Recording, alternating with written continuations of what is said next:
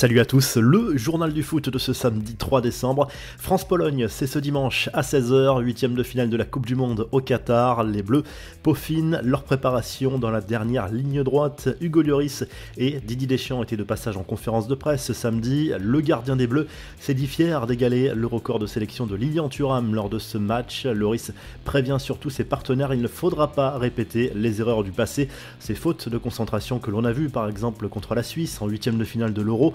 À ce stade, cela ne pardonne pas. Le sélectionneur des Bleus prévient, cette équipe polonaise adore défendre et il faudra sans doute être patient pour forcer le verrou.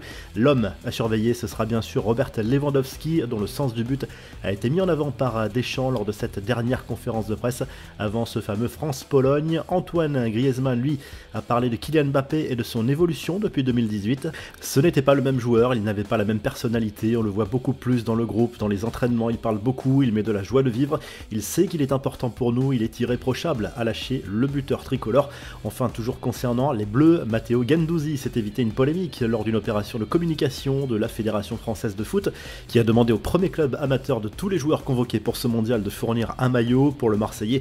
Cela posait problème car il a débuté au PSG, au-delà du fait que le club parisien n'est pas considéré comme un club amateur. La FFF voulait éviter aux joueurs une polémique sur les réseaux sociaux. Résultat, il n'a pas participé à cette opération. À l'actu du mondial, on entre ce samedi dans une nouvelle phase de cette Coupe du Monde avec le début des huitièmes de finale. Pays-Bas, États-Unis à 16h heure française et Argentine-Australie à 20h. Les Néerlandais et les Argentins partent favoris. Mais attention, tout peut arriver à ce stade de la compétition.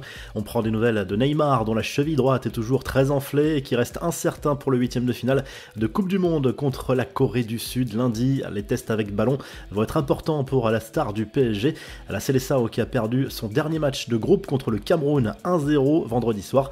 Les remplaçants brésiliens n'ont pas été à la hauteur. La Suisse, elle, a dominé la Serbie 3-2 et affrontera le Portugal en huitième de finale. L'Uruguay rentre à la maison malgré une victoire 2-0 contre le Ghana. Au coup de sifflet final, Edinson Cavani s'est emporté et a fait tomber l'écran du VAR. L'ancien parisien a connu une dernière Coupe du Monde assez frustrante. On a vu aussi Luis Suarez en larmes côté uruguayen. Patrice Evra a liké une photo de la détresse de l'ancien buteur du Barça et de Liverpool. En 2011, l'ancien international français avait accusé le buteur uruguayen d'avoir tenu des propos racistes à son encontre sur le terrain.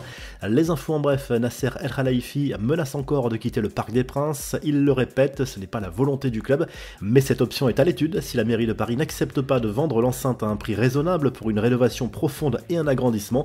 Le président parisien est aussi revenu sur les tensions nées lors du dernier mercato entre Luis Campos et Antero Henrique. Ce dernier ne va plus gérer l'équipe première, promet le dirigeant parisien. Antero Henrique va désormais aider Braga, un club dans lequel QSI vient d'investir. Enfin, des nouvelles de la vente de l'OL qui traînent depuis des mois maintenant. Dans un communiqué, les vendeurs de l'OL Group annoncent qu'ils décideront dimanche soir de la suite à donner concernant la cession du club au milliardaire américain John Textor.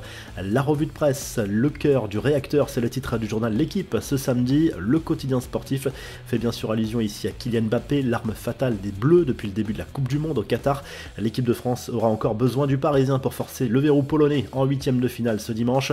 En Espagne, le journal Sport se penche surtout sur le huitième de finale à venir contre le Maroc. Ce sera mardi à 16h. L'équipe marocaine arrivera en pleine confiance après la phase de groupe réussie. La pression sera surtout sur la sélection espagnole.